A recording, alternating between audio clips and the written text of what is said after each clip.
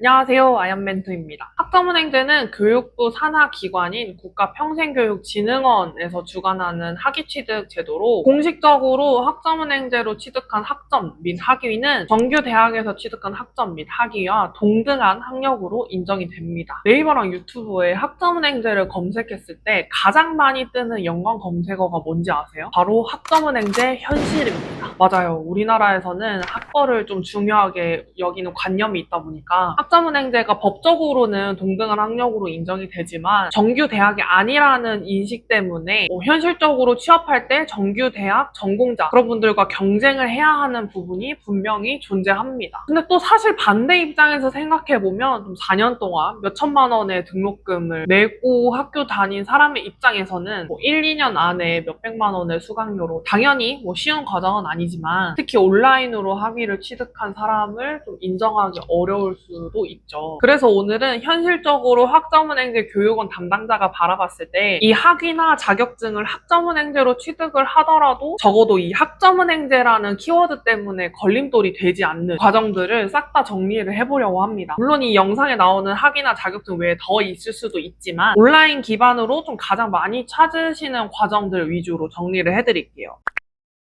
첫 번째는 각종 자격시험의 응시 자격을 학점은행제로 준비하는 과정입니다. 가장 많이 준비하시는 건 기사, 산업기사 응시 자격이에요. 특히나 기술직이 자격증 취득 이후에 학력보다는 좀 경력이나 자격증을 많이 보는 직무이기도 한데요. 각 응시 자격별로 관련 학위가 필요하시다면 또 학위 요건에 맞게 준비하시면 되는데 목표하는 자격증과 최종 학력에 따라서 아예 학점은행제 학점 조건으로 응시 자격을 준비하는 게 더 유리하실 수도 있기 때문에 기사, 산업기사 응시 자격이 안 되시는 분들은 오히려 학점은행제 외의 방법으로 준비하시는 게 조금 더 손해이기도 합니다. 또 다른 응시 자격으로는 공인회계사 응시 자격이 있죠. 각 영역별로 일정 학점을 이수해야 하는데 전공자라면 이미 이수했을 과목들이기도 하지만 비전공자라면 학점은행제로 필요한 학점만 골라서 이수를 할 수가 있기 때문에 필요한 부분만 쉽게 빠르게 준비하시면서 CPA 시험 준비에 더 몰두하시면 되겠죠. 살짝 연결해서 두 번째는 사회복지사 2급인데요. 아마 엥? 하시는 분들 계실 거예요. 사회복지사 2급 자체가 가장 대표적인 학점은행제 과정이기도 하고 그만큼 취득자도 많고 정규 대학에서 사회복지사를 졸업한 전공자와 가장 경쟁을 많이 해야 하는 분야이기도 하거든요. 제가 여기서 이야기하고 싶은 사회복지사 2급은 단순히 사회복지사 2급으로 취업하는 걸 목적으로 준비하시는 게 아니라 창업 혹은 사회복지사 1급 응시 자격을 목적으로 준비하시는 걸 의미하는 겁니다. 주간보호센터나 노인 요양원이나 시설이나 규모에 따라 다르기는 하지만 웬만하면 사회복지사 2급만 있어도 창업이 가능하고 실제로 저희 아버지께서도 정년 이후에 주간보호센터 창업을 목적으로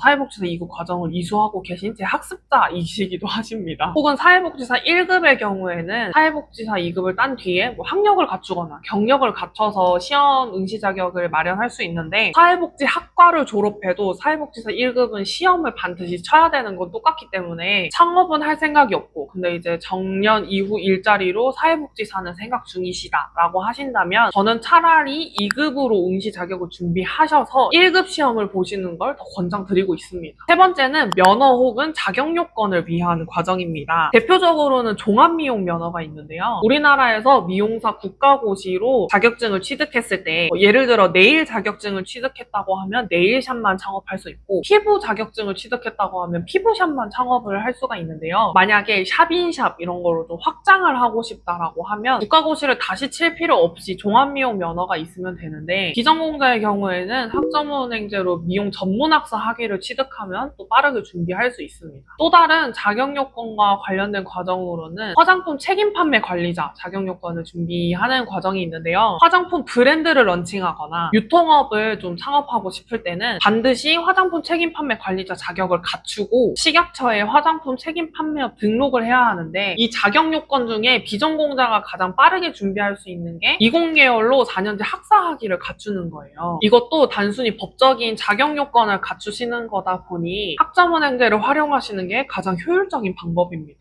네 번째는 아마 이미 많은 분들이 이렇게 활용하고 계실 텐데 학점은행제로 취득한 학위로 편입을 하거나 혹은 대학원에 진학하는 방법입니다. 편입의 경우에는 뭐 고졸이라서 전적대 학점이 없거나 혹은 전적대 학점이 너무 낮아서 좀 학점 개선이 필요하거나 이럴 때 활용을 많이 하시고, 대학원의 경우에도 내가 고졸이나 전문대졸이어서 학사 학위가 없거나 뭐 성적이 너무 안 좋아서 대학원에 진학할 수가 없을 때, 혹은 교육대학원처럼 전공 학점도 이수해야 하고 관련 전공 학위도 있어야 되는 경우에는 학점은행제로 학위를 취득해서 지원할 수 있습니다. 근데 또 편입이나 대학원 진학을 할 때 일반 대학을 졸업한 사람과 학점은행제로 학위를 취득하는 사람을 모두 지원하는 거다 보니까 이 과정에서 좀 불리한 부분이 있지 않을까 걱정하시는 분들도 계신데요. 편입이나 대학원 과정을 워낙 많이 안내하다 보니까 특정 몇 군데 학교는 뭐 학점은행제 출신자는 뽑지 않는다, 그런 학교들은 데이터가 있어요. 그런 부분까지 같이 컨설팅을 하고 있습니다. 마지막으로 한국어 교원 2급 과정입니다. 최근에 이 한국어 교원 과정에 있는 그 한국어 교육 실습이 온라인으로 계속 진행이 되다가 다시 오프라인으로 내년부터 전환된다는 소식 때문에 급하게 한국어 교원 과정을 알아보시고 시작하신 분들이 많으셨어요. 한국어 교원 2급의 경우에는 외국어로서의 한국어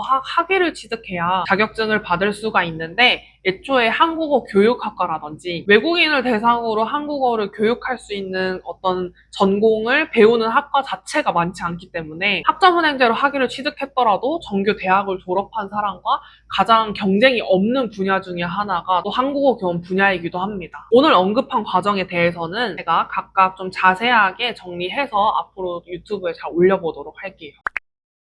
여기까지 정말 현실적으로 팩트만 체크했을 때 학점은행제로 진행하는 게 오히려 더 유리한 과정들을 살펴보았는데요. 뭐 대학을 다닐 여건이 되지 않는 직장인, 육아맘, 뭐 시간 경제적으로 여건이 되지 않는 사람, 빨리 따야 되는 사람, 뭐 만학도, 누구나 뭐 조금이나마 더 쉽게 학점과 학위를 취득할 수 있도록 만들어진 게 학점은행제가 만들어진 취지이기 때문에 뭐 학점은행제로 이거 하면 무조건 취업 안 된대, 학점은행제 출신자는 안 뽑아준대, 이런 편견을 우선은 학점은행제를 활용하려고 하는 본인부터 좀 가지고 계신지는 아는지 한번 돌아보시고 제도의 취지를 잘 살려서 필요하신 부분에 효율적으로 알맞게 잘 활용하셨으면 좋겠습니다.